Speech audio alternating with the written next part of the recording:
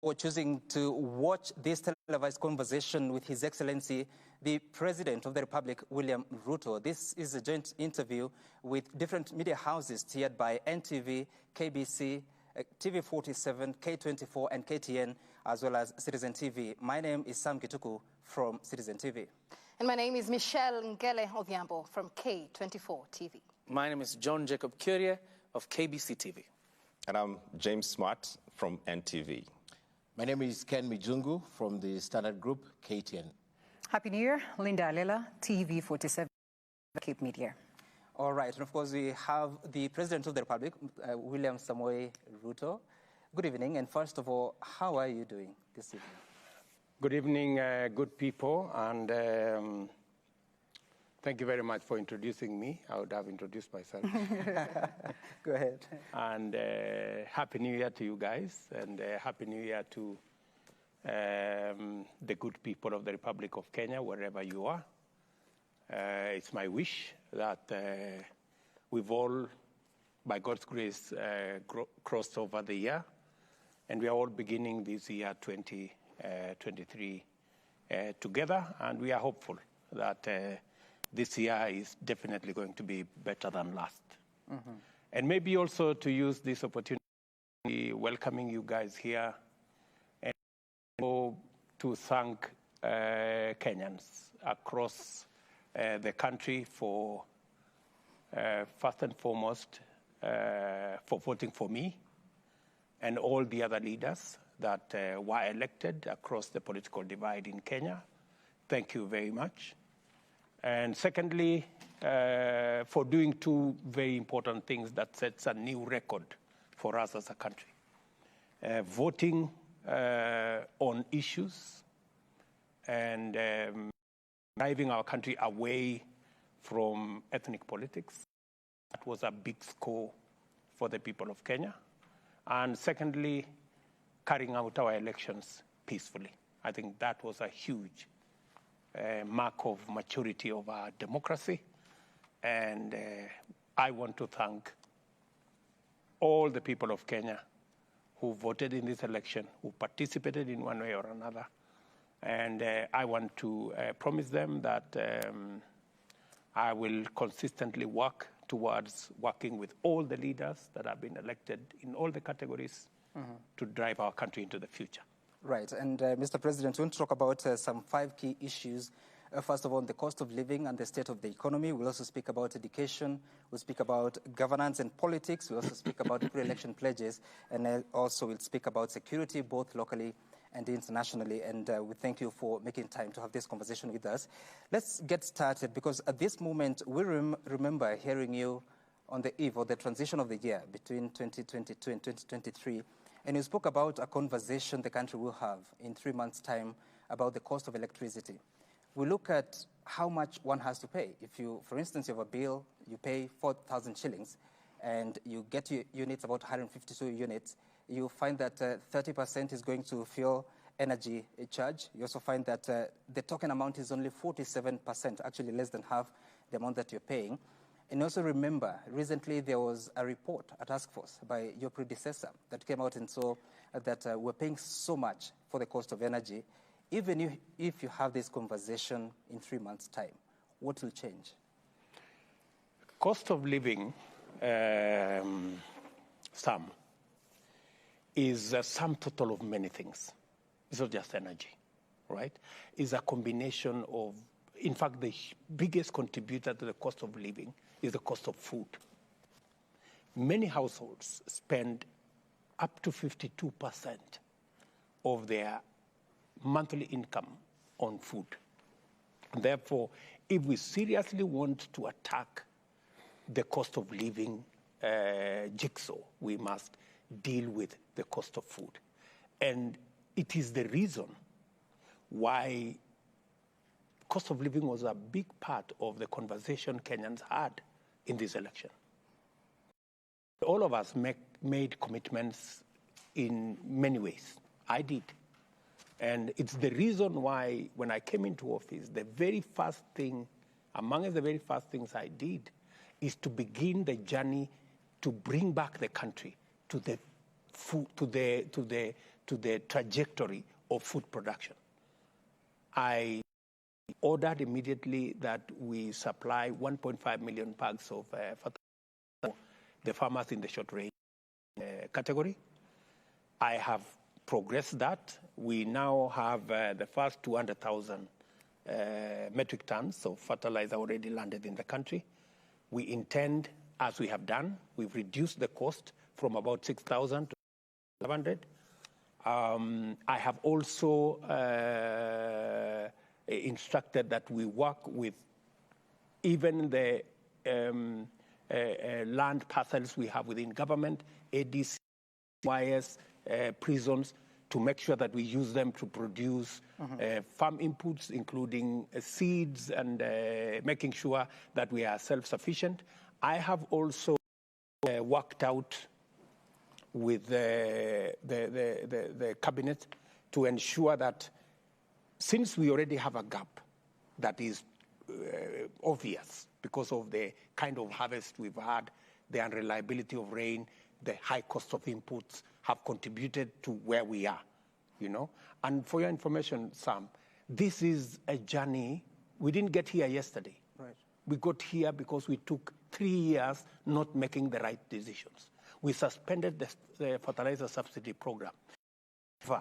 Intervened when farmers were asking for farm inputs. Today, I am promising the farmers of Kenya, just the same way we supplied the first 1.5 million acres, 1.5 million bags of fertilizer, we will supply 6 million bags of subsidized fertilizer to our farmers. We will make sure that they have the correct seed. We will ensure that they have the correct support. We are now working on mechanization.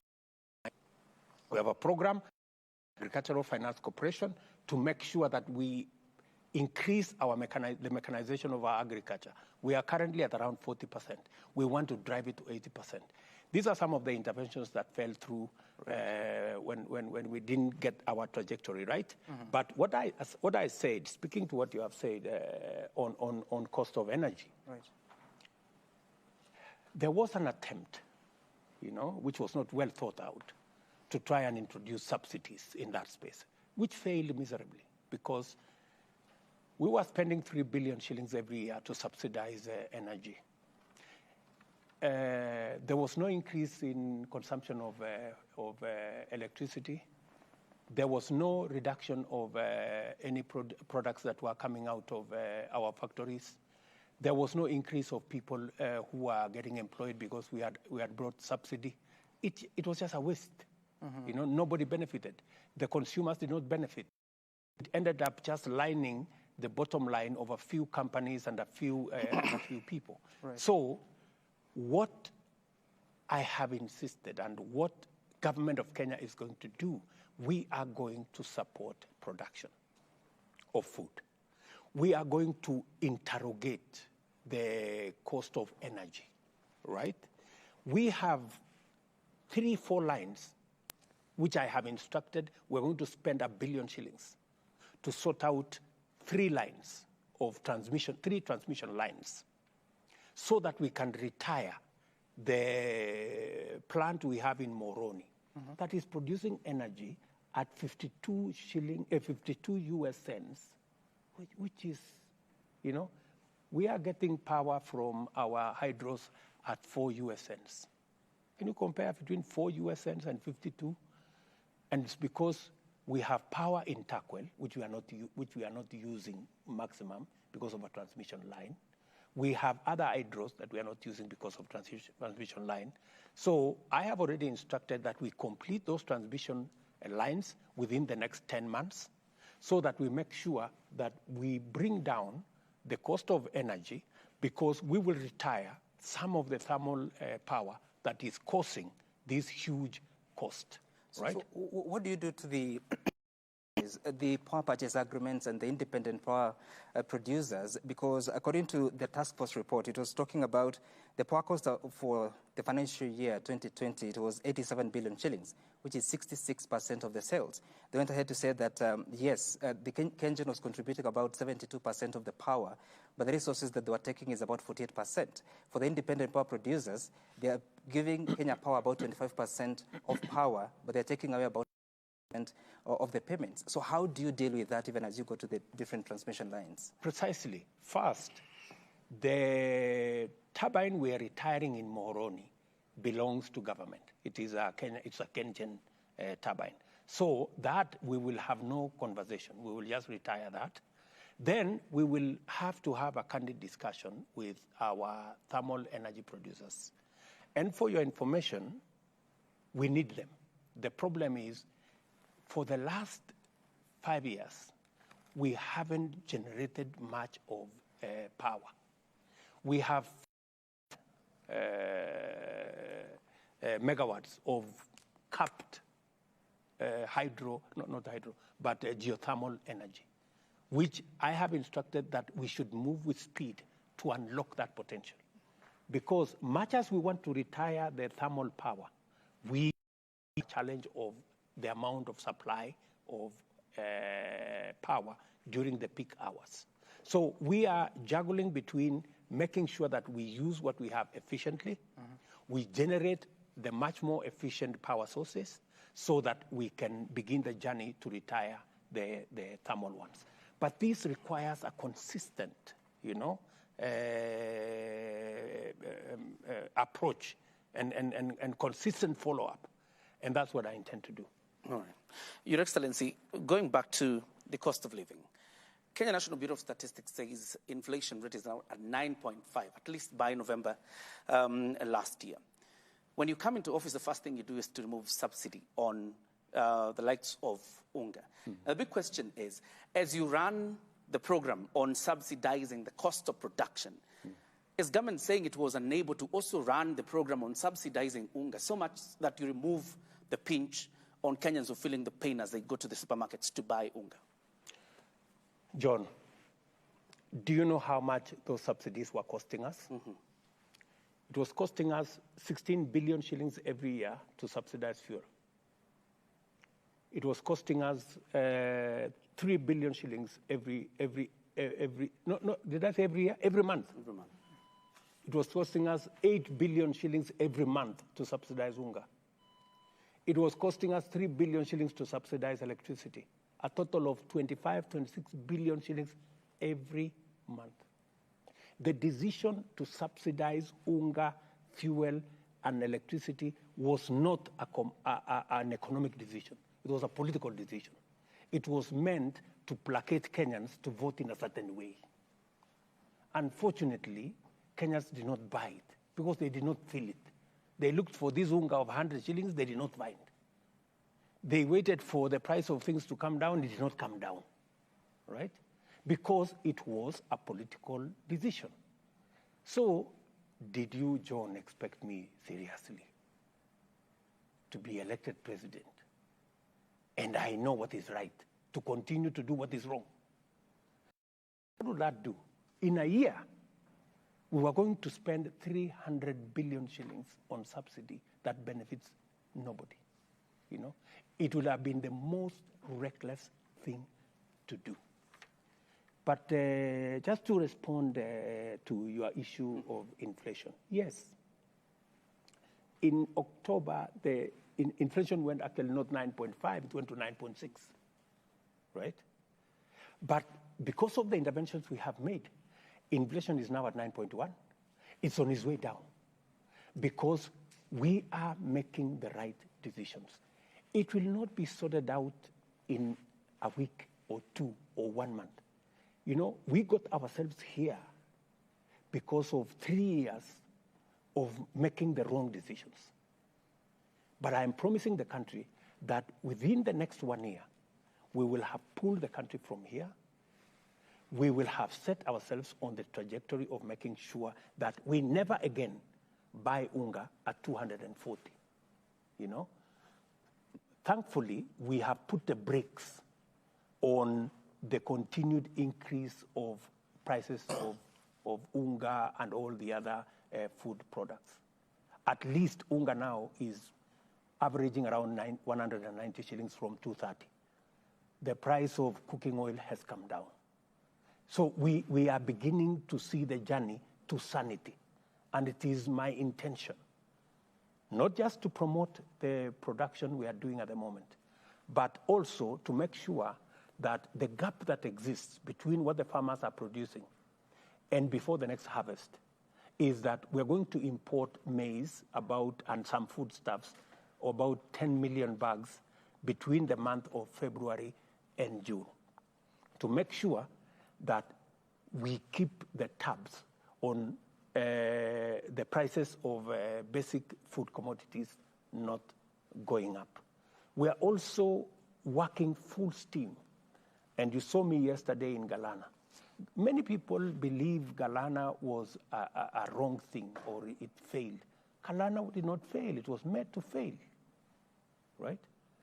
And I want to promise you, John and your team here and Kenyans, speaking to them directly, that we are going to make Galana work. And it's going to work beginning this February. We are going to plant maize in the first 10,000 acres. And we already have the mechanism to do it. In another 8 months, we are going to do the next 10,000 acres. And in the next 2 months, 3 months, I will be in Galana to launch the construction of the dam that will make it possible for the next 300,000 acres. It is possible for us to produce 10 million bags from Galana to seal the gap that we are currently going to import, just by making sure that it works. And for your information, it is going to work. And just to show you that Galana Gulalu was sabotaged, go to the Ministry of Lands. The fellows who sabotaged it had actually subdivided it into little pieces of land. Mr. President, Mr. President, 4 acres. Just for clarity. I don't know what, you know? Just for clarity. Let me ask you, do you know who was running the government of Kenya? Yeah. Yes. So why are you asking the obvious? We don't know. You're the president. You should tell us. And the But vice you are the deputy president. But you are Kenyans. Yes. You know, when I was shown the door and I was operating from the streets as deputy president, there were people who were running this administration. Mm-hmm. So you see, Unfortunately, but for the good news for the people of Kenya, it will not happen. I have cancelled the parceling of that land. I have stopped it, and it will not happen because subdividing Galana into 2 acres, 3 acres is actually going to send people who are going to require food relief to even live there. When we can actually, let me ask you, good people, Galana can feed 3-4 million Kenyans. Why do you want to go and settle 10,000 people? How will, even if you do maths upside down, how does 4 million people compare with 10,000? Mr. President, this question obviously asks you, and you've consistently said the subsidies were there to line the pockets of a few people. I think it is bestowed on you and to Kenyans to draw a line and say, who are these few people? You said 300 billion a year, for instance, for the last 3 years. That's 900 billion. Is there responsibility? So what are you saying? I didn't understand. Is there responsibility? Are those people who you're blaming them, are they going to take responsibility? The subsidies did not take 3 years. The subsidies were introduced. The Unga one was it failed miserably. So how much money did we lose? Yeah, we didn't lose. We paid people 8 billion shillings, but I don't know. They are saying they supplied the maize, but nobody saw the 100 shilling maize, right? If you ask Kenya Power, they are supposed to have been paid 26 billion. I asked the MD of Kenya Power, so how much money were you paid? Apart from the money that Treasury gave, which is 4 billion shillings, and it was given in July. No other money was given to them. So what did Kenya Power do? It just went into debt. So you are financing a subsidy using debt. What kind of logic is that? Mr. President, that is injustice, that is impunity, that is corruption. What then will your government do to make sure that they get to the bottom of this? Or do we just let it go? Let me tell you, because nobody, like for example, the UNGA subsidy. When I came into office as audit, I think already 4 billion shillings had been paid. I said, before we pay the next 4 billion, we have to audit. So you're telling us you supplied this maize. Who to? Where was it supplied? You know, that's number one. Number two, when I asked Kenya Power whether they were paid this 26 billion, nobody paid them. So what did they do? They didn't charge the customers, so they went into more debt. That's why today I have to look for money to get Kenya Power out of the mess that was that they were put in by subsidies. So these are political decisions that are made for political expediency. You know, I am not here to make political decisions because we cannot get Kenya where we all want. We have to make some of the difficult decisions. Many people are wondering, why did I cancel the subsidies? It looks nice to talk about subsidies, but you know, you have to interrogate. Is it correct? Popular. But is it right? It is not right. Mr. President, what do you tell a Kenyan who is watching you tonight, feeling the pinch of that pain and knowing that there was subsidy before and they cannot afford that unga now? What do you tell them? How long do they have to wait? My good friend, even with the subsidy, how many Kenyans got the 100 shilling unga? How many? You know, nothing really changed for millions of Kenyans. So it is not correct for you to say they were having subsidy help them to get anything. Subsidy helped a few people. It never helped the consumer. Right, but the cost of living, the most important thing that has happened is that I have stopped the hemorrhage of public funds. Yeah? We are not going to go into more debt. And let me tell you, good people, the one thing that I had to do, which was the most important thing to do, is to put the brakes on appetite for debt. And even what we had agreed, or what the former government had agreed with the World Bank, to borrow an extra 900 billion to cover the gap that existed in the budget. I have come, interrogated the 900 billion and said, please, good people, we are going to net off 300 billion. We are actually going to borrow 300 billion less because it is the right thing to do. We cannot continue to run our economy on the foundation of debt. We are going to bankrupt this country. What happens to the deficit? And that is why I have, you will see in the supplementary budget, we have cut down by 300 billion, the borrowing. And what have I done? I have started the trajectory to build our own revenue. You know, three things. Everybody is going to pay debt. It's going to pay tax, right? Starting with William Ruto. Everybody is going to pay tax. There will be no waiver for nobody, right? You saw people waiving, you know, the taxes for their businesses, you know. You buy this bank, you sell that bank, you waive taxes. You know, it's not going to happen under my administration. Everybody's going to pay debt. And number three. Who did that, for the record? You know, number three, you go find out. Number three, we are installing a new tax system. Because at the moment, we've been collecting 60% of VAT, for example. Collectible VAT. Almost 40% we are not collecting because it goes here, it pilferages there, it goes this way. The system we are now installing is going to drive the collection of VAT to between 90 and 97%. A follow-up on that. That should be able to collect an extra 200 to 300 billion. In fact, the target I have given to KRA is that by June this year, we should be able to collect an extra 500 billion by June this year. How is that going to happen, Mr. President? Because when it comes to increasing the tax base and cutting spending on borrowing, then the country's business environment must be different. Something must change in the country's business environment.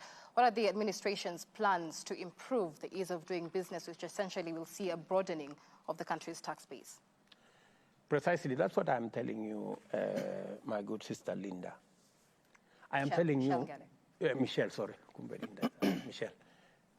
That's why I'm telling you, everybody first must pay tax. Yeah, let's begin there. This is not the animal farm where some animals are more equal than others. This is Kenya. We are all equal. Everybody pays their portion of the tax. And number two, we are going to make sure that more people come into the space where they work with government to pay tax. What am I doing about it? We are going to digitize all government services in the next 6 months. Yeah, e-citizen, which we had started in, we had started, ran into headwinds, and nobody wanted to sort it out. I came in, I called the e-citizen guys. We have sorted out the e-citizen shenanigans, and in the next 6 months, every government service will be available online, digitally. And with it, every government service where tax is payable is going to be collectible online. I am not going to wait for anybody to say, okay, I will file a return at the end of the month. There will be nothing like that. We will be paying tax as we spend our money, or as we do our business. That way, I can be able to broaden the tax base. I can be able to seal the leakages in the whole system, and watch this space. I intend to collect an extra 1 trillion shillings in the next 24 months, and double our current collection by 2027, to make sure that we begin to drive the country from the cliff of debt back to sanity. And that's how we're going to take this forward. Mr. President, now that you have engaged us on public debt, I have two questions. The first question is, out of our collection currently, about 65% goes to the payment of debt. Now, the dollar, when the shilling falls, that also increases our debt by about 30 billion shillings. What is your plan to ensure you get us out of this public debt crisis? One bullet. We collect every collectible revenue in Kenya, and everybody pays their piece, right? How will we sort this out? I have told you, I have given you because there is no miracle required. There is no magic required. It's just basic numbers. And it's not even difficult numbers of algorithm and what have you. It's just plus and minus, right? We are collecting 2 trillion. We are spending 1.4 trillion to pay debt. We're remaining with how much? 600 million, right? Our salaries alone is 700 billion Kenyan shillings. So we have to borrow money to give to the counties. We have to borrow money to do operation and maintenance. We have to borrow. It cannot work like that, my friend. So what do we have to do? Yes. We need to make our numbers add up. So first thing, we drive our revenue, to make sure that, and cut down on our spending. So I am doing two things. I am cutting down on our spending. It was projected that our deficit would be 6.7. I have forced it to come to 5.8. Next year, my projection with my team is that we want to bring the fiscal deficit to 4.4%, so that we progressively reduce debt, progressively push our own resources, and use our own resources to run our own our development. Because if we continue in this trajectory, Ken, if we continued in this trajectory of borrowing money left, right, and center, we will drive the country into bankruptcy. Your country, Mr. President, is classified by IMF as a high-risk, debt-distressed country, together with the countries like Ghana, Malawi, Zambia, and the rest. Now, I'll give you an example of just two countries. The GDP per capita for Ghana is $2,445.29 US. For Kenya, it's a little lower with about 400, which is about 2,006 US dollars. Now, my question is, Ghana has defaulted. Do you see your country, Kenya, defaulting? And if your country, I'll just give a context, if your country, Kenya, defaults, what will we do? Increasingly, your government has been seen to be facing the West more than the East. You'll have to go renegotiate with China. Now, if this happens, what is your plan? Because Ghana has defaulted, we are categorized in the same frame. First, Ken, you're telling me your country. So which is your country? I thought it was our country. You're in charge. I'm in charge, but it's our country. It is our country. Yes. So this country of ours, which you and me have equal stakes, right? We only have different jobs. Will not default. That one I want to give you. We are not in that position that we are going to default as a country. We will not. And the people of Kenya can be assured that our country will not default on our obligations. That is number one. And the reason why we will not default is because we have already applied brakes on any more borrowing. Our borrowing is going to be limited to only what we must borrow, right? Number two is because we are beginning the journey to grow our own savings and to grow our own revenues. Yeah, by making sure that we have a plan on how to expand our tax base, by making sure that we digitize all government services and bring everybody into the net who is supposed to pay, making sure that the tax system is also friendly, making sure that our plan on saving is accelerated, as you have seen. If you fund a loan, saved in 1 month 600 million Kenyan shillings. Once we scale up, you will see the kind of saving that we're going to do. Once we are finished with NSSF and all the other savings, and we are getting more Kenyans to do business, we will be in a position to expand our tax base. Okay. Apart from the personal loans we are giving on Hustler Fund, scale it up to the loans, to the SACCOs, to the chamas, to the other categories, and make sure that more people are engaged in enterprise. Okay. And to ensure that we expand our tax base, we grow our revenues, and we finance our development not by debt, not by borrowing, but by making sure that we use our own resources. And finally, on the issue of facing west, east, south, we have the choosing friends. This is not a this versus that, The more friends you have, it's like you have more assets. The more enemies you have, it's like you have more liabilities, Who tells you we cannot be friends with China and be friends with America? Why? China and America are doing business. Who are we not to do business with everybody?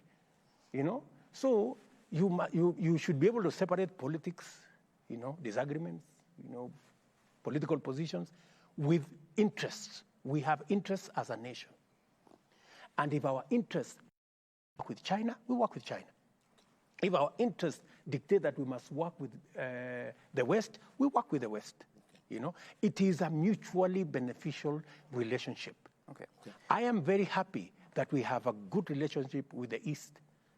I am also very happy that we are now developing a good relationship with the West. Mr. President, would you look at that camera and admit to Kenyans that SGR was a haste? Mombasa, Nairobi was a haste.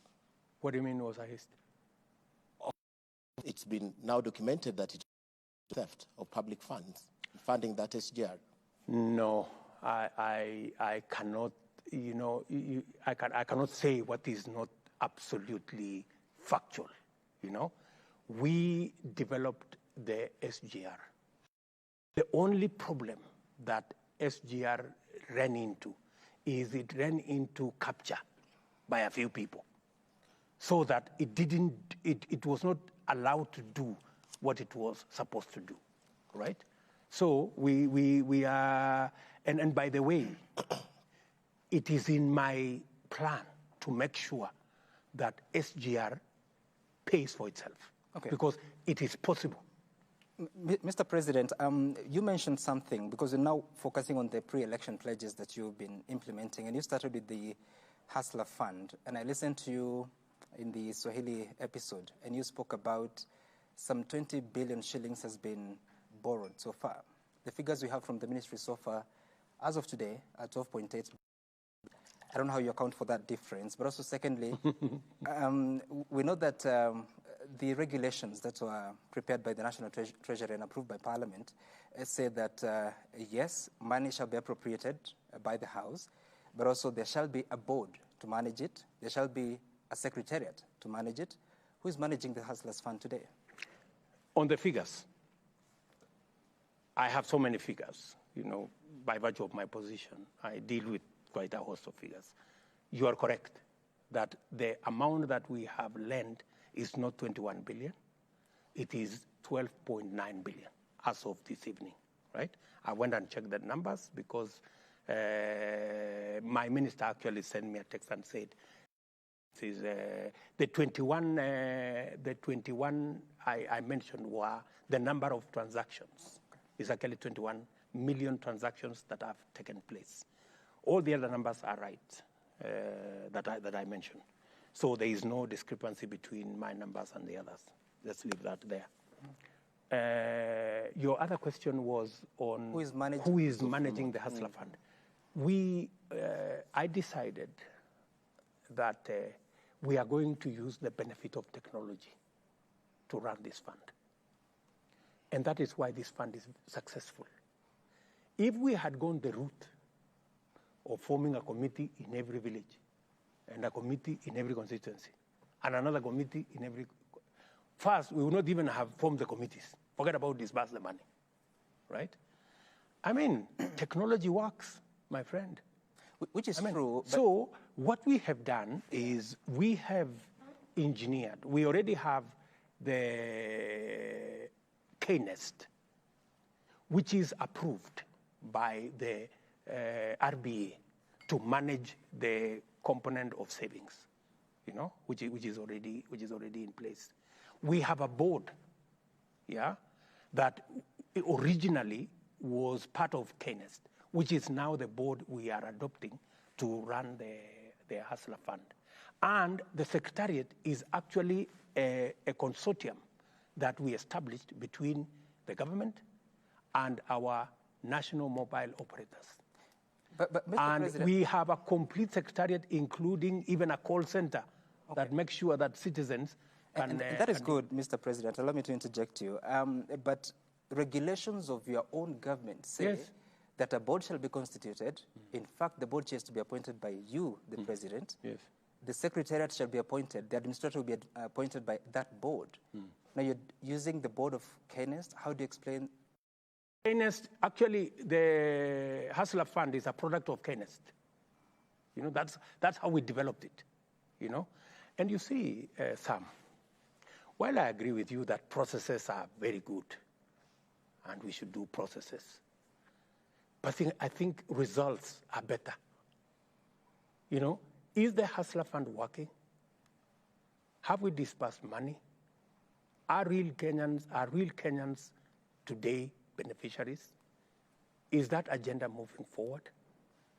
That the processes are important. The results are also much more important. My submission to the people of Kenya is that for the first time, we have a product that doesn't require layers and layers and layers of bureaucracy, but a product that is working. The fact that a Kenyan somewhere, he doesn't know William Ruto. He may not even know his MCA. He may not even be known by the Mzee wa Mitaa. But on his phone, somehow, he has gotten a government service and he has received 2,000 shillings and he is running his show. I think that's the best news ever. Mr. President, shouldn't that be the whole reason? Hustler Fund is such a far-reaching economic revolution, using your words. Shouldn't that be the whole reason why it should be anchored in law, so that it's not, as you say, a William Ruto product? Let me tell you, my good brother, Mr. Smart. Hustler Fund is anchored in law. Yeah? As I answered earlier, all the resources that are being used in Hustler Fund are public resources. We went through the public participation processes. We went through Parliament. We have established it. We went all the way to getting the license from the RBA to ensure that we are in compliance with the law and to make sure that every requirement of law has been satisfied before we apply public resources. And I want to give you my assurance that the success of the Hustler Fund is the benefit we gain from digitization and technology. I was very impressed when our mobile operators were so patriotic that they were willing to be part of this product, even if it, to some extent, undermined some of their own products. But they saw the national good. They say, yes, we are making money here. But if we can have a government-sponsored program that reduces the interest rate from 300% to 8%, from 1% per day to 0.02% per day, let us support this program. But how inclusive is the program, Mr. President, with the digitization and technology? We're speaking of more than 40 million Kenyans. In the first week of the Hustler Fund, more than 50% of those who borrowed were from Nairobi County. How inclusive nationally is the Hustler Fund? For your information, your statistics are not right. You should look at the current spread of Hustler Fund. It is national. In fact, every county, the variation is actually it is only on population. The population of a county, the more the people who have borrowed. The smaller the population of a county, it is just commensurate. And again, for your information, even though you may think that maybe there are some people, because of technology, they cannot be reached, Michelle, you will be very surprised because you can access Hustler Fund even on Mulika Mwizi. You know? So long as you have a Mulika Mwizi, you are in business. And you don't have to know nobody. You don't have to know anybody. Even your neighbor is not important. But they are only, the committee, as I said, the committee is 3 people, is 3. Yourself, your phone, and technology. Finished. In case, because technology fails, Mr. President, in case Hustler Fund 2 years to come fails and there's something that goes wrong, who takes responsibility? William Ruto takes responsibility. Okay. Beyond that, Mr. President. Before we take a break, because there are Kenyans watching it. Okay. Pesa ya wazee, Mr. President, a very minute, because there are people who are asking, pesa ya wazee iko wapi? Pesa ya wazee is on. You know, contrary to stories being peddled around, you know, the challenges that we have faced with pesa ya wazee, the challenges we have faced with all the things that we are doing is because we do not have adequate public resources. You know, the roads stalled 1.5 years ago because there was no money to pay for them. You know, we must just appreciate that our economy was not doing well, and somebody needed to come and bring back our economy. And that's exactly what I am doing, and I want to promise the people of Kenya, I will sort out this economy and make sure that it serves us for now and for the future. We need to take a short break, but the Kenyans were asking that as we're taking a break from the Swahili episode, you are not wearing a ring. Now you have one.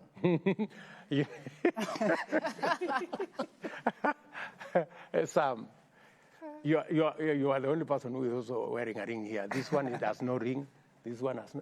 Unfortunate information. Wait, what's the ring? So anyway, you know, I saw that, you know, in a hurry to come here, you know, these characters, I was having some meetings in the office, and then they came and told me, go dress up, you know. So in the process of all that, I forgot my ring. And it's very interesting. It became a subject of discussion. I thought we were having a very serious conversation here about it. But anyway, let me tell you the story of the ring now that you have asked. Yes. You know, when Rachel and I got married, we went to that fellow called Nagin Patni, I think it's Yes. there up on River Road. So we bought rings there. So it was then 700 shillings. So of course it got tired along the way.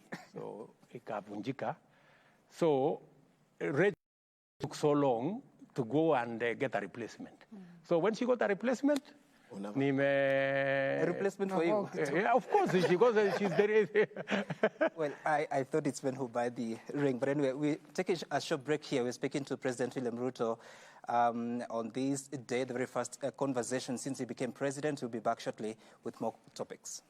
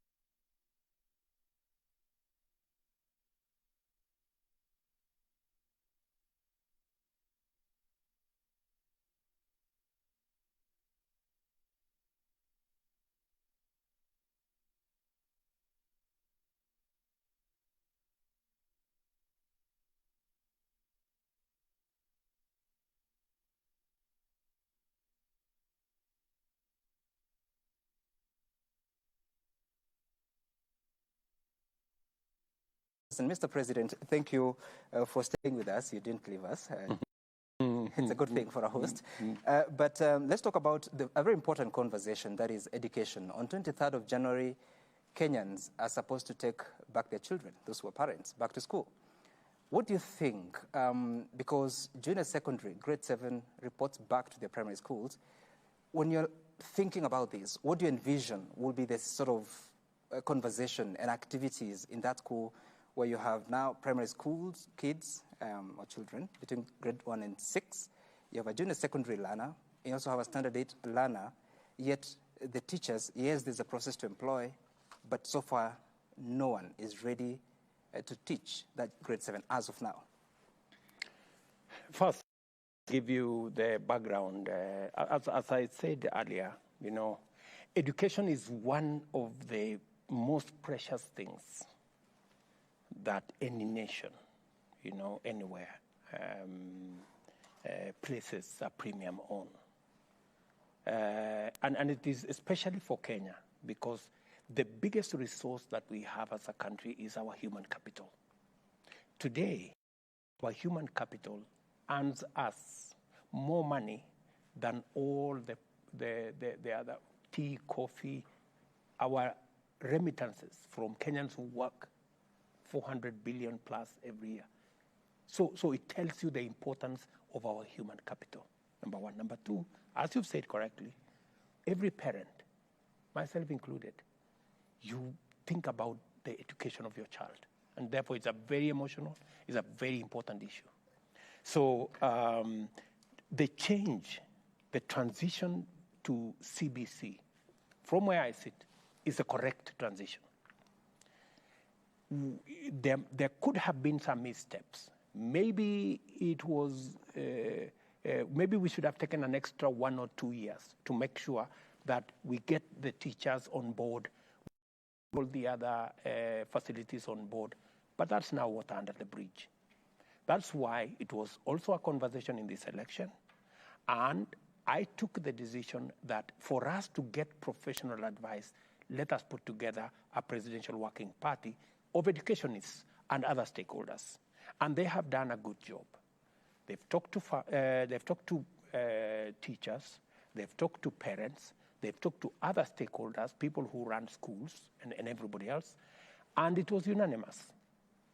86% of 20,000 people that were engaged said they wanted the junior secondary to be near the parents, because many of these children are still young.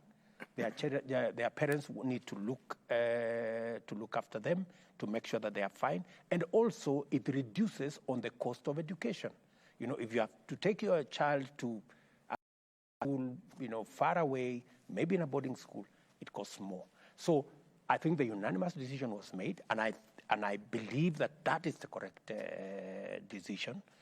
We also agreed that that transition is going to happen for all our children, you know, that are in grade 6. They will all transit to, because we still insist on the 100% transition. Mm-hmm. They will move to junior secondary.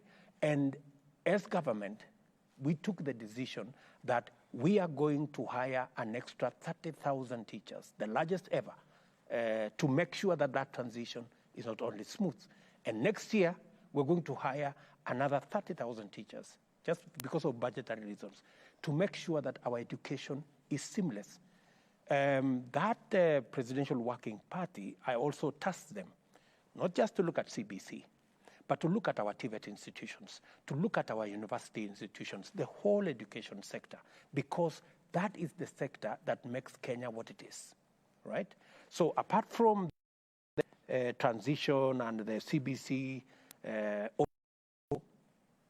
the which has been my pet project, and I pushed it ever since I was Minister for Higher Education, slowed down the last 4 years because of politics, you know.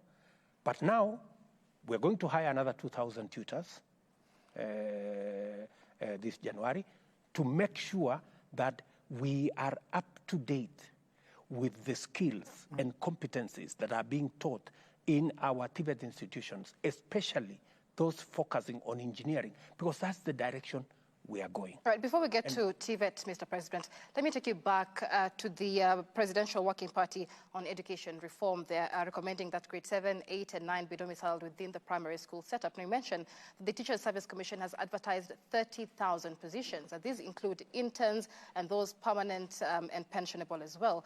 But does this address the gap? Because this would mean that we need more teachers to address the within primary school that we may need to address the transition to secondary schools. Do these 30,000 teachers fit to address this transition to both primary and secondary school? Absolutely. In fact, the Teacher Service Commission are the professionals. We give them the latitude to decide how many of the teachers will help in the transition to junior secondary, how many of the teachers will assist in the continuing secondary education, and how many of them will go to primary. So that is the decision of professionals, and it is the expertise that we have in the Teacher Service Commission is able to tell us where the numbers are. Of course, we could do with a lot more teachers, and that is why I'm saying phase 1, we're going to hire 30,000. Next year, we're going to hire, and progressively, as we committed ourselves in our manifesto, by year 5, we will have hired 110,000 additional teachers. A very important transition. To make sure that that whole transition metrics goes on. Mr. President, a very important transition bit for the Class 7. And of course, the report on ground is that then the government will be hiring teachers, like one teacher for every Class 7 class. Of course, this is a big transition. How then will they manage 14 subjects for these very students, understanding very well the specialization angle? Of course, the resources will be shared, between the secondary schools that exist at the moment.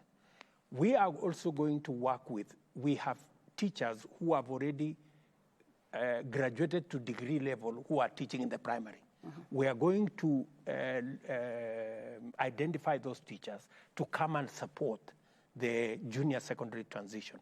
So we have sat down for long hours with TSC. They have mapped out how many teachers are diploma teachers who are teaching in primary, how many are graduate teachers who are teaching in primary, who can now support the junior secondary, how many can we transition this way, that way, and what can we do to make sure that we leverage on the employment that's going to happen next year. So all that is mapped out because it is important for us to provide a transition for all our children and ground our education properly. And as I speak to that point, allow me just to speak about our university education. Part of what we have informed the Presidential Working Party on education reform is to make sure that they give us the correct recommendation, because our position is that we should be able to create a merger between the TVET funding board, the university funding board, the higher education loans board, because all these boards are putting students in this university, they are putting students in that college. This one is organizing bursary, and nobody is talking to nobody. We need a system that ensures that we are taking so many students to college X. That's why we are giving them so much money, and that's why we are allocating so much bursary, so that our education is grounded on sound economics. As we talk now, most of our universities are bankrupt. Egerton University, one of our universities, the CEO has been taken to court, is almost in jail. And the reason is we are giving between 52 and 55% of the requirements of our universities. It is time we sat down and assigned all our universities the students that we have the capacity to fund and to give bursary. All right, still on junior. Otherwise, if we continue this way, we are going to lower the education of our universities, and it's going to affect our human capital development, and that we don't want to do. Still on junior secondary, Mr. President, what should parents expect in supporting their students in junior secondary? As we speak right now, we have parents across the country who are in limbo because their schools their children are in do not have facilities, adequate facilities for them to transition to grade 7. Now, these parents will be staring at perhaps transferring their children to different schools, which again is a cost they did not anticipate. How will the government work about this to ensure that every child remains in school? Michelle, I don't think a parent will be advised to transfer their children to any other school. Because number one, we do not have a shortage of classrooms. Yeah? We have, in every primary school, we have an extra classroom for grade 7 to go to. That's number one. We are sorting out the teachers. We are sorting out the curriculum. That's all in place. The only thing that is going to be pending, and we intend to have a conversation with our members of parliament, is to build for them within 1 year a laboratory. Yeah? In fact, it is possible to convert some of the extra classrooms that were already built into laboratories. And it is possible for schools that share the same compound, the secondary schools, for the grade 7 to carry out their laboratory work in the secondary school. So we have all manner of permutations to make sure that we sort out this transition. I am not saying it is going to be, I'm not saying it's an easy thing, but I want to promise you it's doable. We have all hands on deck. Everybody is working seamlessly, and I want to thank members of parliament. They are very keen to support this transition with their allocation of CDF. Mr. Transition to the next topic. On that education matter, you're talking about bringing together the University Fund, TVET Fund, and HELB. According to the current budget, the University Fund has been allocated 91.2 billion shillings, or rather, University Education, sorry. HELB, 15.8 billion shillings. TVET, capitation, 5.2 billion shillings. And I'm just wondering, even if you put the body that is financing students together with the body that is financing these institutions, at the end of the day, it's a question of resources. So how does that resolve if your government cannot allocate revenue? Already, we are pushing the resources that are available for loans board, to 21 billion. Yeah, that will be reflected shortly.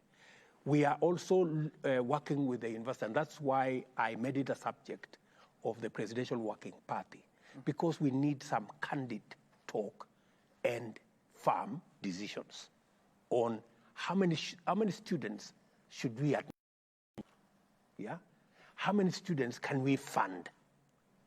And how much money can the bursary we have, how many students can the bursary we have support? So that we don't send students to a college or a university and there is no commensurate financing to support their education. It is just basic logic. So this is the conversation that we need to have. And in my opinion, it should be possible as you place a student, you must also know, is there funding for the education of that child?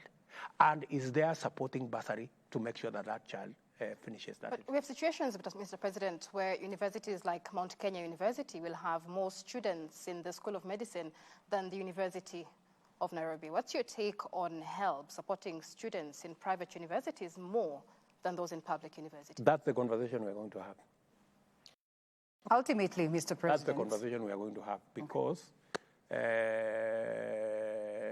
we need to interrogate, how feasible is it for government to support so many students with little money instead of supporting the number of students that they can with adequate resources to make sure that they get the correct training. So that's the conversation we're going to have. And we're going to have it with public universities, and we're going to have that conversation even with the private universities. And possibly we could, where we are not able to finance, we have to be honest with ourselves. Let me give you a practical situation, Michelle. We have students in academies. They pay 100,000, 200,000 a term, right? All through, from standard 1 to form 4. But when they go to university, we want to tell them we can pay for all of them. Why? If a parent is able to pay for their child in primary and in secondary, why don't we allow them to pay for their child in university? So that we support the children of the people who cannot afford. Why, for example, would my daughter or son of William Ruto be given bursary in the university when William Ruto can afford? Or for that matter, Ken Michungu here, or James Matt. I'm sure that you guys can. So we really have to be honest. Mr. President, we really have to, allow for me to ask this question. We really have to be honest with that, and I'm sorry if I say. No, that's an interesting conversation. We really have to be honest with ourselves. Right. That let those who can afford pay. Okay. We're positive. Let those who cannot afford, let us think of how do we support them, rather than pretending that we are able to support all the children, even when we are not in the position to. Mr. President, can Michungu allow me to come first? Okay. Are you telling me Michungu wewe huwezi kulipia mtoto wako kwa university? Wewe sasa hii mtoto wako wako kwa nini kwa academy alafu unasema nini? All right. Okay, Mr. President, we are positive on getting it right. Yes. Ultimately, it's about making sure that we have students that are well-baked for the job market. Absolutely. For, the world out there. We have lots of skills today. We have lots of experience, but not fully utilized. What are you doing to make sure that then, after all said and done, these skills, this experience will be utilized for economic growth? 3 things. Number one, we have to drive our industrialization and manufacturing value addition agro-processing agenda. It is a big part of our plan. And that is why I have set the Ministry for Investment, Industry, and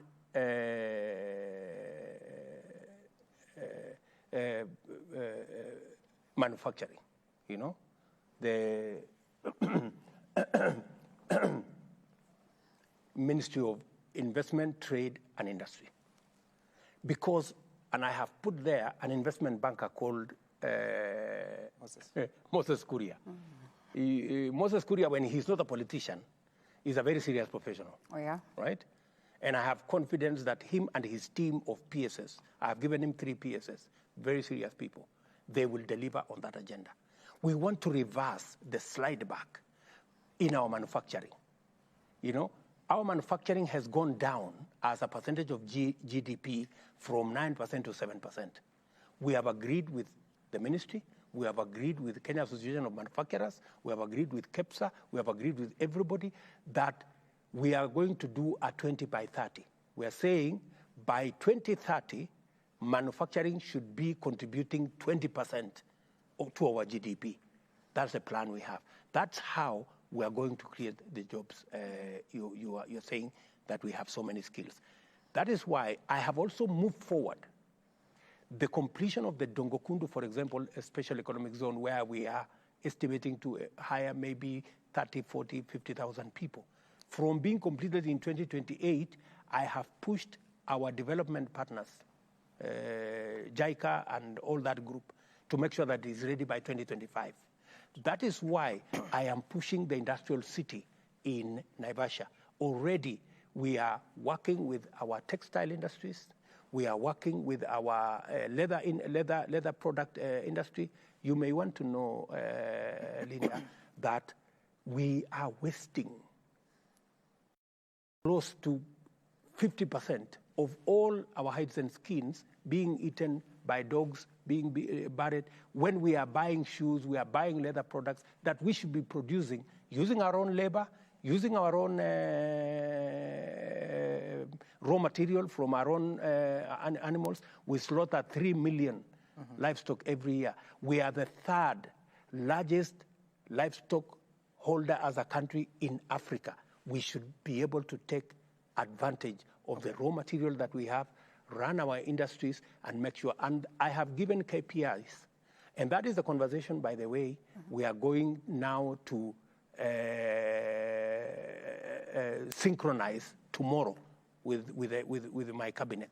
We're going to have 3 days of sitting down on how to deliver on the plan, ministry by ministry, priority by priority, with the timelines, with costs, to make sure that we don't disappoint the people of Kenya. And finally, I have told you about diaspora, for example. Right. You know, that is a resource that we can use.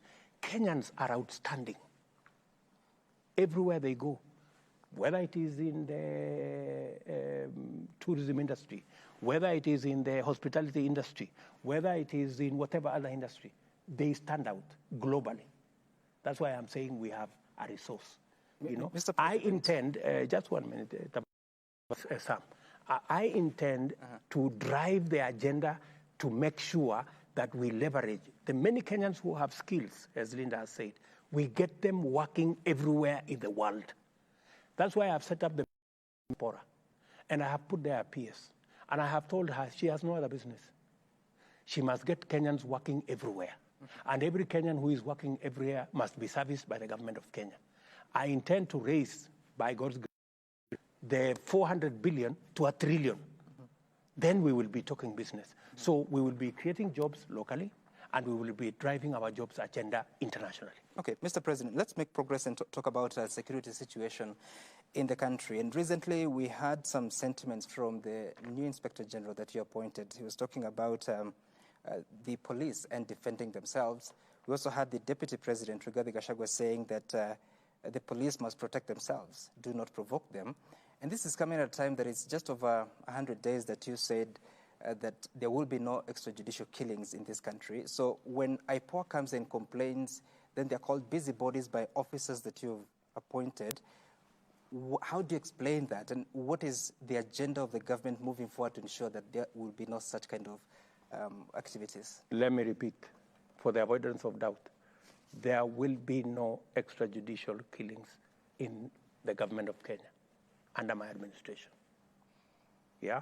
That is a chapter we must close and weld and bolt and put it behind us. The police, I have sat down with the command of the police from the IG downwards, and we have agreed that they will operate within the law. Operating within the law includes defending themselves. Yeah? They are licensed to use firearms to deal with criminals, but to also defend themselves. Because if they don't defend themselves, they won't even be there to sort out the criminals.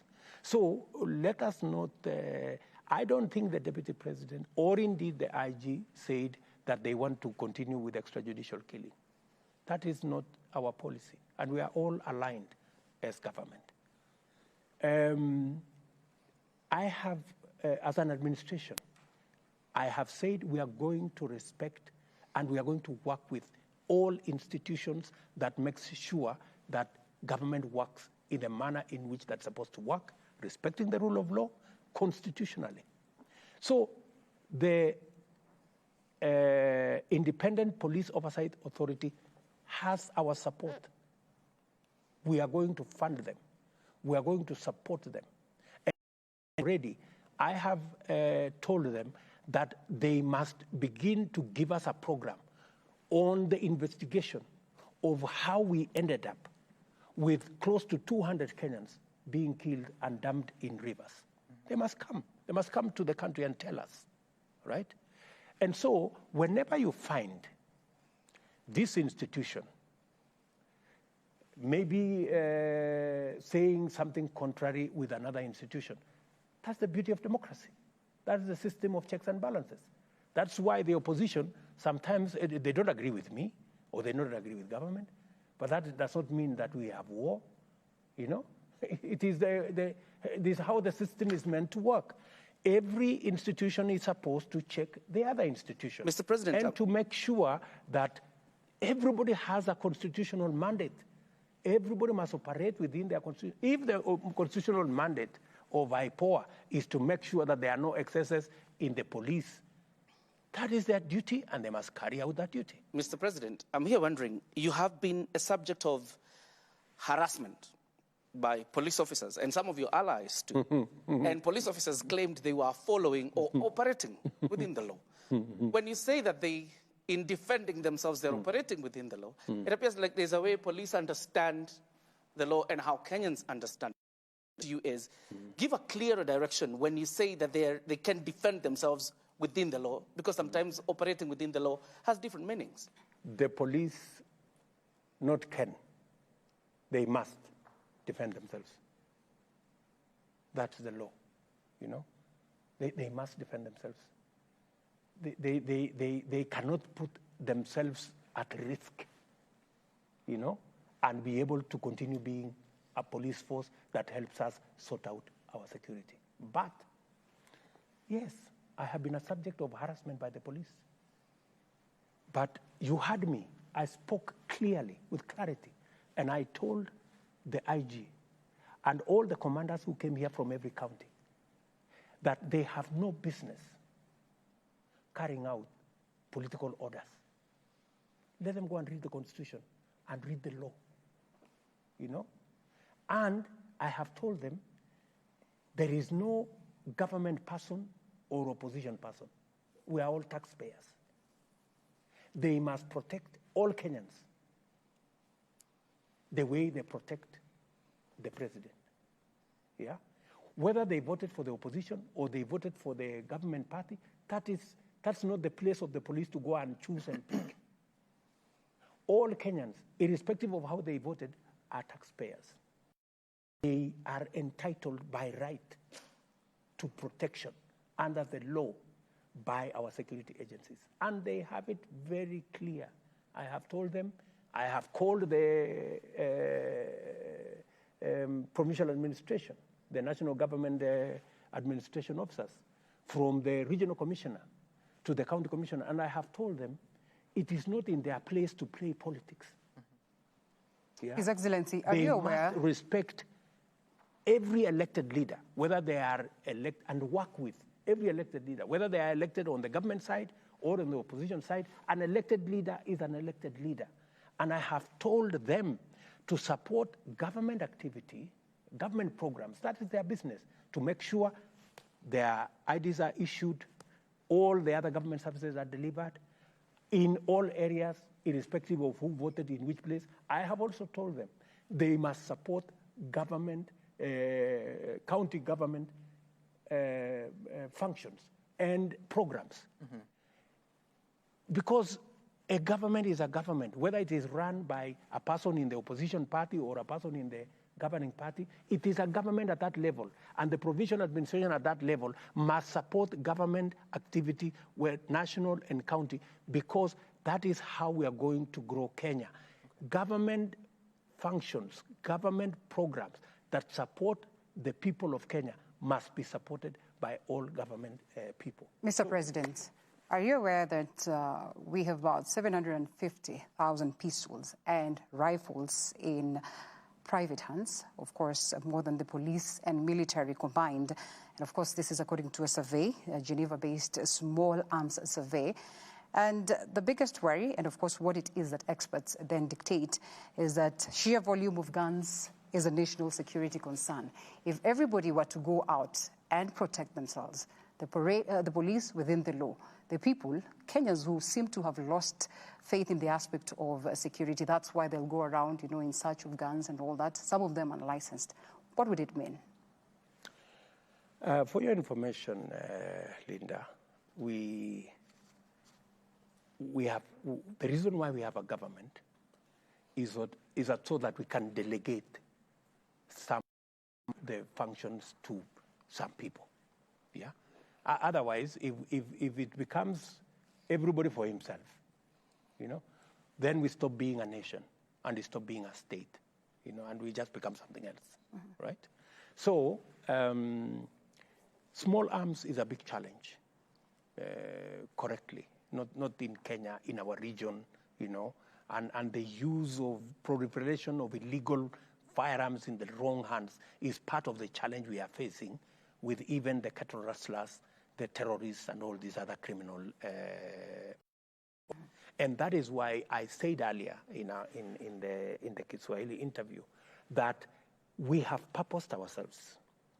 And the CS, Professor Kindiki, his peers, Mr. Omolo, are properly guided on what we should do as government to rein in on these runaway cooks and ensure that we deal with them decisively. We have made huge strides. As I told you, I was in Baringo in December, and they were saying for the last 7 months we have slept, But let me also tell you that it is not over until it is over. So we will keep upping our game. There is need for us to upgrade some of the equipments we are using. There is need to enhance our mobility for our security forces. It boils down to the budget, And that is why I am really focused on sorting out the economy, because that way we will have the resources to sort out our roads, to sort out our security, and to sort out the things that are dear. C.S. Kindiki Kithure says, and I quote, "We cannot afford to have a country where citizens live in constant fear, and we will not spare any effort, even if it means using the KDF. The Constitution dictates that the KDF are then released only as a last resort, and of course to restore peace, but with approval of the National Assembly. Article 241, 3C of the Constitution. Is the banditry menace as bad and severe such that the government would consider KDF? It is serious, but it hasn't reached the threshold for us to go to Parliament to get KDF involved. We, however, are sharing information, from intelligence from all sides. We are sharing facilities and resources, and in some of the areas, we are making the decision that it's good to have security installations in some of these areas. Like, for example, in that whole North Rift, we're going to have some of the training facilities for our security agencies to cement government presence in some of those areas, and to make sure that whenever we need to deploy, we are not deploying from afar. So there will be, for example, a garrison being built up by the army in Lodwar. There will be another garrison that will be built in the Suguta Valley, to make sure that people feel, because security is also presence, real presence. So we are deploying, all manner of interventions and strategies to make sure that we manage our security. Why don't we have a commission that, of course, a commission of inquiry that then would look into the extrajudicial killings, now that you mentioned the River Yala cases, and as well the involvement of IPOA and IMLUs and all that? I already had a thorough meeting with IPOA, and we have agreed with them that it is not necessary for me to establish another task force when IPOA is there, and it is squarely within their mandate to tell us how did Kenyans end up being killed in this manner. And then it was business as usual. 30 bodies in Yala, there's 17 bodies in Garissa. I don't know how many bodies were. People, there was a container here at the Nairobi area. People were being slaughtered in a police station. How did we end up there? What kind of rogue, institution? And that is why I fired that Kinoti man, because, it's not right, good people. Should there be responsibility more than just firing? Of course, there will be responsibility. He did not resign? You fired him? We'll have another. Okay, can we move this forward, Your Excellency? Since we're talking about security and talk about we have involved in DR Congo, we have interest in Somalia. What's our game plan? What exactly are we doing in this? Smart. We, as a country, and maybe many Kenyans have been wondering, I have been to DRC, I have been to Uganda, I have been to Ethiopia, I was in South Sudan. Kenya has the largest economy in this region. And we have huge interest in the stability of this region. If this region is unstable, the biggest hit will be on our economy. Apart from that, we need to pacify this region so that the East African community can become a real market for our products. We are having a big conversation about Dongokundu, about Naivasha Industrial City, about our manufacturing, about all the other facilities that we are working on. Those products have to be exported somewhere. We are looking at how do we grow our agriculture, agro-processing, our tea, our coffee. Where are we selling these products? We have to be interested in creating that market.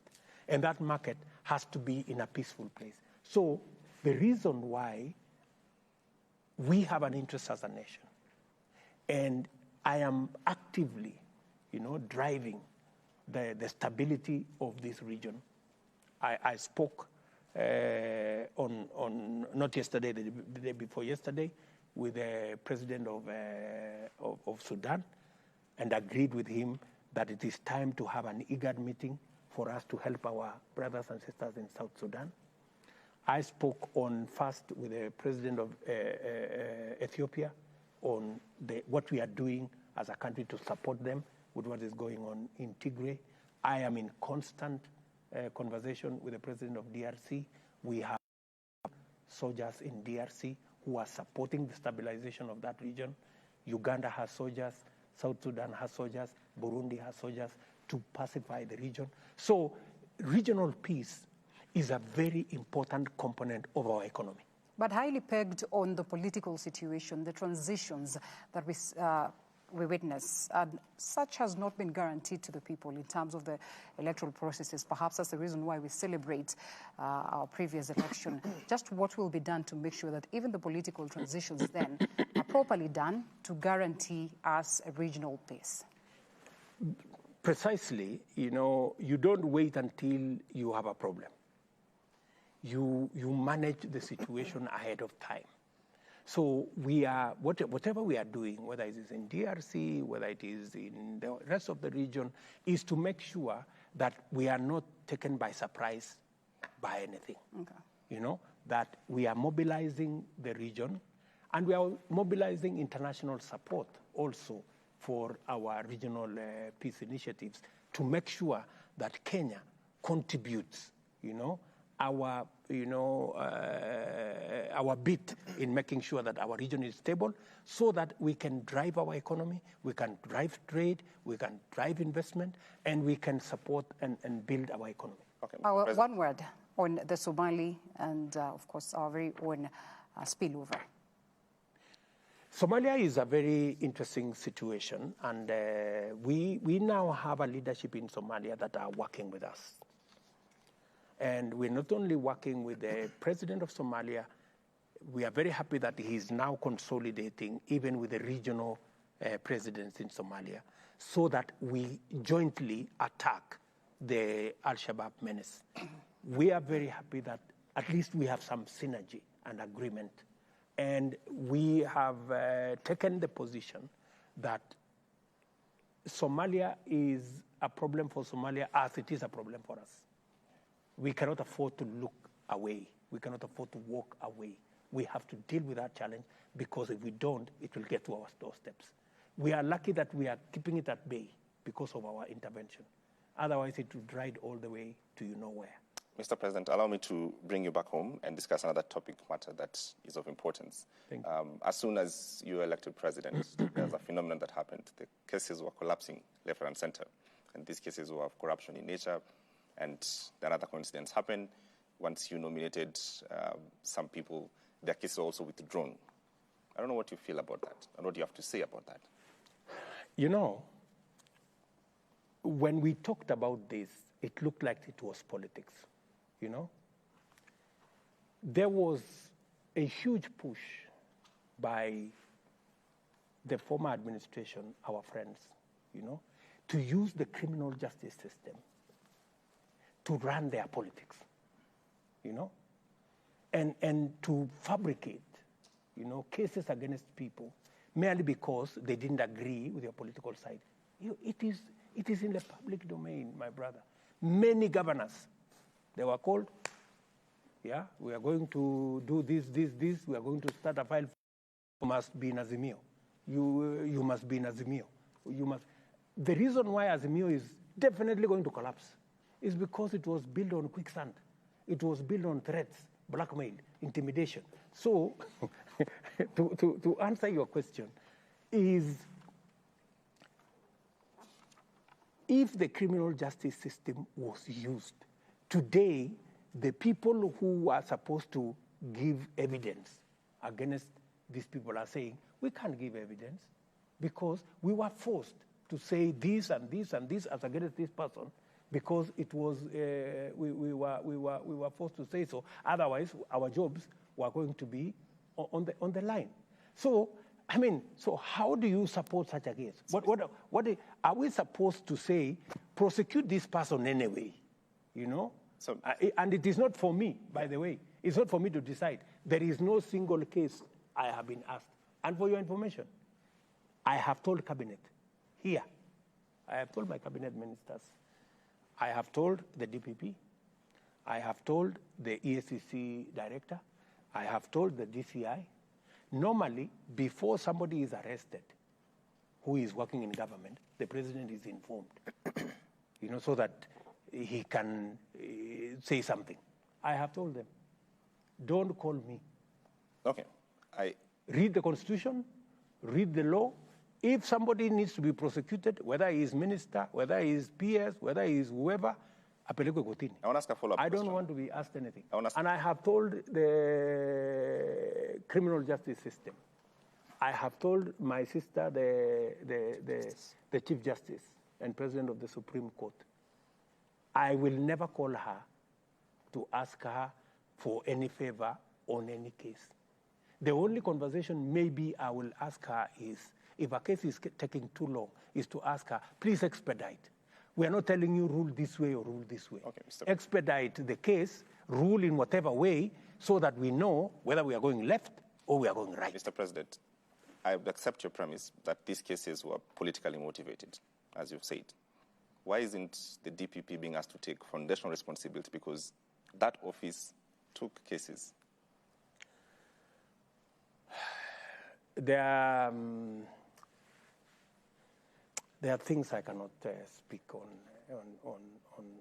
national television for other reasons. Yeah, but if I told you, for example, that already the DPP had been asked to hand in his resignation, you know, if he doesn't prosecute this case and this case and this case, you know, I mean, it was just an ugly situation, and I pray that Kenya never again goes to a place where the criminal justice system is used to manipulate politics. So we must never be there. Yeah, I just want to ask this before I allow my colleagues to get into this. The question that you bring us now to the public is, we have to trust you that you're not using that same office for political expediency.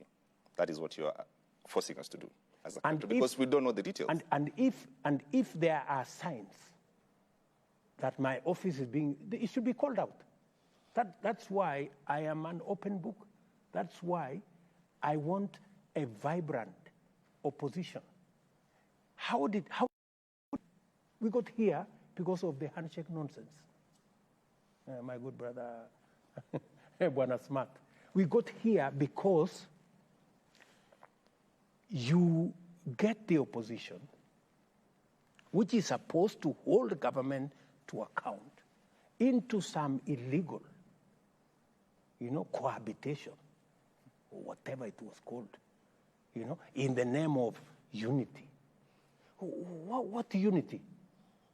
You know, who says by having an opposition, we're not united?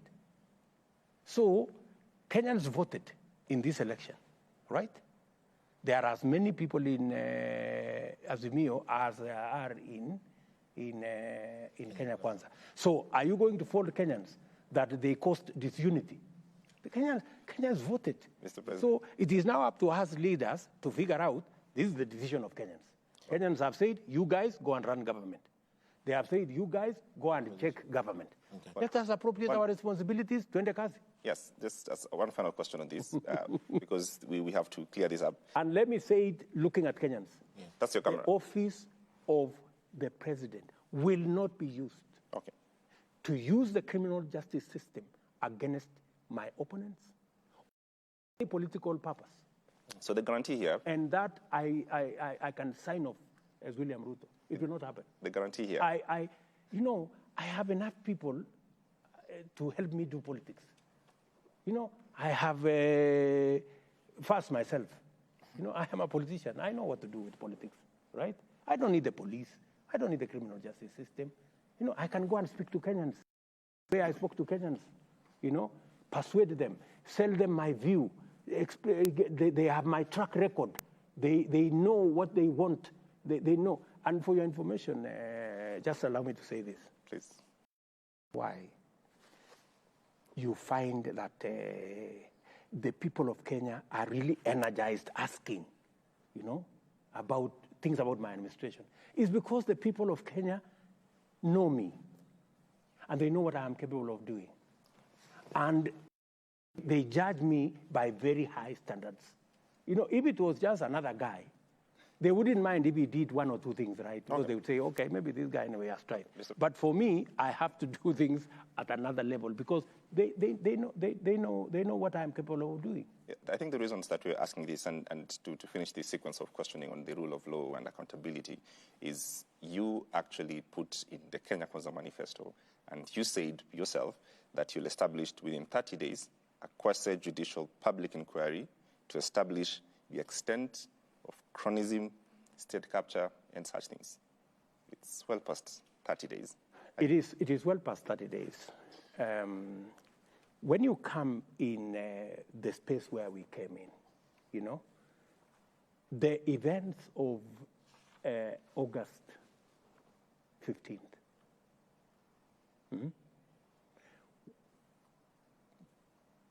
were horrible, you know, because even the military institution had been roped into the scheme to sabotage the will of the people of Kenya because of that state capture menace, right? If Chebukati were to tell you the kind of hell, yeah, if the day the story of August 15th will be told in Kenya, you will know why I am delaying. Yeah? Because now I have to balance between the economy. You know, we are almost in the red. You know? Or do I swing this big thing that will drain our energy? I want to promise you that that story will be told one day. This state capture will be done one day. But you'll establish the commission? We'll establish the commission one day. But where we are as a country, I have to balance. You know, if you were to sit where I'm sitting, James, yeah, you would know why I have to go slow on certain things to allow the country to get out of the mess we are in, you know, without overloading it with so many, you know, so many other issues. Our plate is full, you know, so I have to kind of balance, you know, but I want to promise you that story. Okay. Mr. President. Yes, sir. The political system that we are in, I mean, straight after your cabinet, what is the coincidence that I'll just mention three names? Your own deputy, Rigathi Gachagua, in fact, he's getting his 200 million shillings back. Aisha Jomo, your cabinet secretary, and Mithika Linturi, your cabinet secretary. These were cases, not one. Some had multiple cases in court. You want to tell us that you didn't have a hand in their clearance and the stalling of those cases? Let me look again at the people of Kenya. William Ruto, the president of Kenya, had nothing to do with the cases that were dropped by the DPP against not just the three, any other case. Okay. And you can sit with my good brother Nurdin and ask him directly whether he has received a call from me to tell him, drop this case or drop that case. Do you think it's just natural, Mr. President, that Rigathi Gachagua, who was just the other day a member of parliament, is now the deputy president, and his cases are falling? And obviously Kenyans will suspect there's a hand of the president and the government of the day. Also Kenyans Kenyans know that the criminal justice system was mobilized by the former administration to achieve political ends. Okay. Otherwise, for your information, with all these cases, how did we get ourselves elected? I mean, if all this was true, are you telling me 7 million plus Kenyans who said, no, these people are the right people to lead our country? Are you telling me our election was done at night? How different or in a dark place. From you what know, you said. what I am telling you is the people of Kenya can decipher between what is right and what is wrong. Okay. Right? What is right, what is wrong, and what is right. And if my good friend Rigathi Gachagua had anything to do with that matter, these people would have jailed him long time ago. Okay. I'll talk about your deputy, but tell me, from what you have said, based on James Smart's questions, you support a very strong political system. Yes, you I want do. the opposition to sit on their side. You want to do your work. And if you do this, why is it that political parties are complaining that they haven't received their funding? If you really intended on supporting these political systems, why can the political parties, which your political party that brought you to office is one of the biggest, I believe it's also affected, but the other smaller parties are complaining first quarter, second quarter, third quarter of the funds in the offices. This is a sabotage. You don't want them to grow, yet you support a strong political system. So it is sabotage, says who, and The by, political parties that are and by who? Political parties that are Yes. saying they haven't received the first quarter, Yes. second quarter, and third quarter. Have they also told you that even my own party has not received any funding? You're the ruling party. Yes, even the ruling party has not received any You're the money. ruling party. Perhaps you have funding. Them, they're outside the government. From They need where? to survive. Let me tell you, Ken, I am a very big believer in building political parties as institutions of governance. In fact, a country, a democracy, a government is as good as its political party or political system. You know? It is the way we are going to detribalize our politics, is to build political parties, strong, credible, issue-founded political parties. That's what we should do, right? And on this, I have said not once, not many, not once, not twice. On this, I have said you must give credit to my former party called ODM. We started ODM together with others. Yeah, at least they have gone. You know, they've existed for long enough. Unfortunately for me, Jubilee, which was my party, was destroyed. You know, by characters there. So, what I am a strong believer of parties as institutions of governance, and that there will be adequate resources always For the political political parties. Okay. The challenge that we have is money was provided. It was sent to the ORPP, you know. But the challenge is some parties went to court to quarrel about the amounts. Surely, as somebody who respects the rule of law, do you want me to go and override? Okay. You know? How there's this? So, the same way I am waiting, the court have taken, the people have gone to court. I cannot appoint CASS, I am waiting. So, those ones are also waiting. Okay. People have gone to court.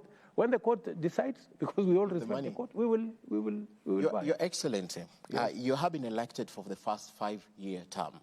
I want to bring in an aspect of your election that perhaps would be of interest. There's something that happens in this country, political patronage. Already we are seeing conversations going on in your own party, for example, with Nairobi County, and I know my colleagues will talk about it, where Johnson Sakaja is actually put on the chopping board. We supported in this election. You have to do our bidding. But my question is, based on some of the proposals in the past, for example, the BBI proposed 7-year term, straight after your swearing in, there was an outrageous proposal on removing the term limit, which you rejected as soon as it was mentioned. But my question is, would you, now that you sit on that seat, would you propose, for example, that what was being mooted then, a 7-year term, for example, an amendment of the Constitution, a single term for the president, ends this patronage so that you are not heavily burdened by the next election in 2027? So, you know, I have a 7-year term, 1 term, I'm gone. Would you say that would be important to end this culture of political patronage? I don't have the monopoly of making proposals. for changing the constitution. I have made mine. Why don't you make yours? Including even that one. That's okay. There's no problem. Let us all, because the constitution is not about a person.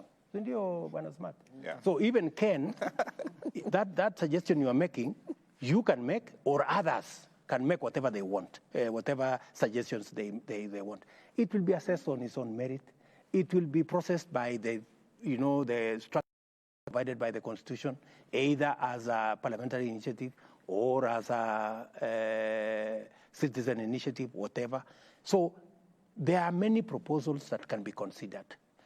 I have made the ones that I think, for me, from where I sit, my desk, I want the issue of two-third gender sorted out for two reasons. Number one, I made a commitment to women of the Republic of Kenya. And number two, I found a challenge on the desk left by Uhuru Kenyatta on dissolution of parliament on account of failure to have two-thirds. I have an interest from where I sit as president. I have an interest in accountability. That's why I'm proposing that let us have ministers go to parliament to answer questions.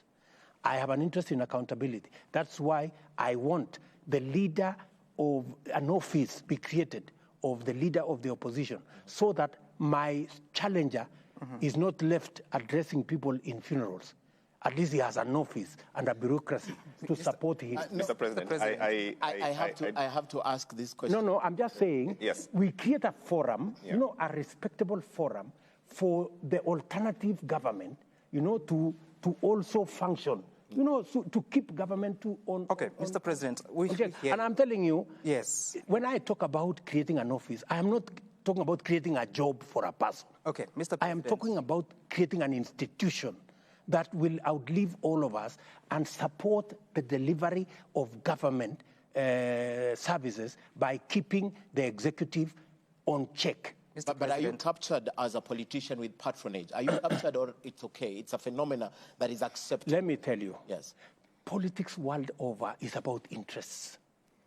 Politics is about interests. So you can never have politics that don't have interests. Even the reason people vote for me is because they have an interest. Mtu ana time, asila fund, nitapata hapa. Hapa, nitapata mambo yangu ya ile universal. Hapa, iko maneno yangu ya kilimo. So people vote for interests. And for the case you have mentioned about Nairobi and what have you, that's a political challenge we have as a party. We will sit down as a party and sort it out. Okay. We have the acumen to do it. We have a new governor in Nairobi. There are issues. He's trying to do this, he's trying to do that. Some he gets right, some maybe he needs a bit more consultation, something like that. And that's why I am there. You're micromanaging. I will, no. We will support all our governors. Some of them are making the right decision. Some of them are not. We just managed to, do something about Meru. In fact, as I talk to you now, there is a conversation with Meru leaders, which my deputy is going on with, to make sure that we support them politically, because the governor does not have so much experience in managing. So you need to manage that. So we have to help. Mr. President, I understand that we are out of time. Yeah. Okay. I need to hand over to our lead moderator, but we've been here for, I think, over 2 and so hours. Yes. I haven't seen the office of the first daughter. We'll finish that as you take us home. Where is that office situated? Leave my daughter Charlene alone. These are kids. They are just, they are just being children. Okay. So very well, James, that there is no such office. This is a girl who is just being herself, a child. She has this space with her colleagues. Colleagues are pushing her. Oh, maybe we could do this. Maybe we could do this. But she's okay. She's just tapping into the privileges. She's just being the daughter of William Ruto, and sometimes she doesn't know the divide between the president and the father. So all right, Mr. President, we have less than a minute, and let's use that to look at. You promised that there would be 50-50 gender representation in cabinet. You have 15 male CSs, 7 female CSs. You have 39 male PSs, and 12 female PSs. What happened?